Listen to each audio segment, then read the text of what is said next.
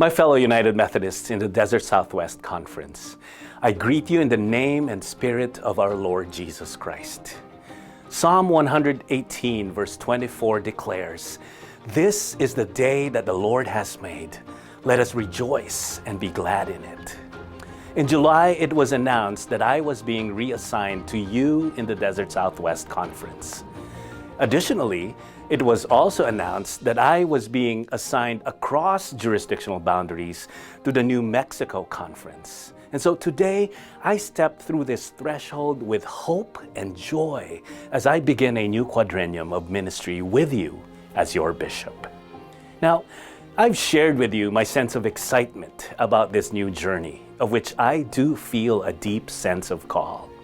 I discerned my call to the episcopacy and was elected during a liminal time, and I knew then that I was going to help lead through this season of change in our denomination. With this dual assignment, I am living into my commitment to the new ways of being church that God is birthing among us.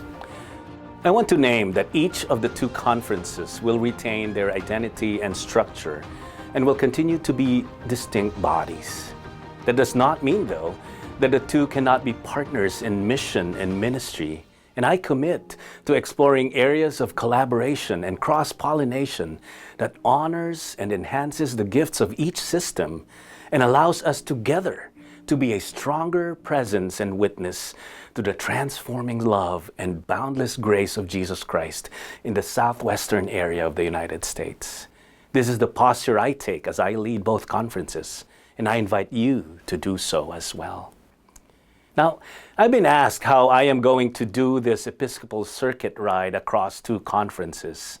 I know it will be a shift from my and our already established rhythms of ministry together, and I acknowledge that there will be challenges as we learn new ways of being church together with New Mexico. I've been regularly telling staff in both conferences that it will take a while to settle into a rhythm, and we will likely step on each other's toes more than once, and so we need to give each other space and grace. I will say that I am not going into this with just a sense of call, but also with some experience with multi-conference systems. I served 9 years in the Greater Northwest Area Cabinet, where there were 3 annual conferences under one bishop. In the Philippines, I served as assistant to a bishop who had 8 conferences in his episcopal area. And so I thank God for those ministry experiences that will inform how I lead during this time. I also appreciate the expressions of concern about my bandwidth and time for family. I will share that saying yes to the possibility of this assignment was a family discernment. Having said that, we are mindful of the toll that this will take and are taking steps to make sure that our family life is not compromised. We do ask for your prayers and grace. I know that there are also concerns about my time for ministry here in the Desert Southwest, and I do not minimize that at all. I commit to continuing to be fully present as your bishop.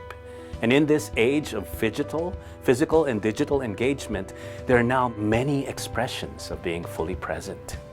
Understanding the importance of the transition in New Mexico, I appreciate those who have committed to filling in the gaps so that I can be fully present there as well. My family and I will continue to reside in Phoenix, and I do plan to continue to meet people, visit churches, especially those I haven't, and continue to explore what God is doing in and through you that I can be a part of.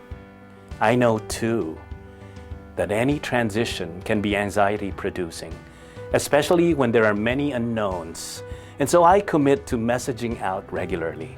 As answers to questions arise or changes are planned, these will be clearly communicated to you. I plan on joining the Tuesday Talks quarterly to give updates. We will also send out emails and record videos as appropriate.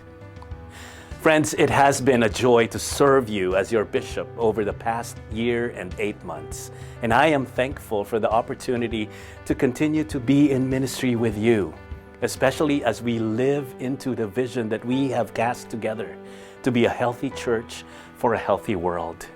And so, I invite you Let us step into this new day, this new chapter with hope and joy, trusting in God who is making all things new. I'll see you around.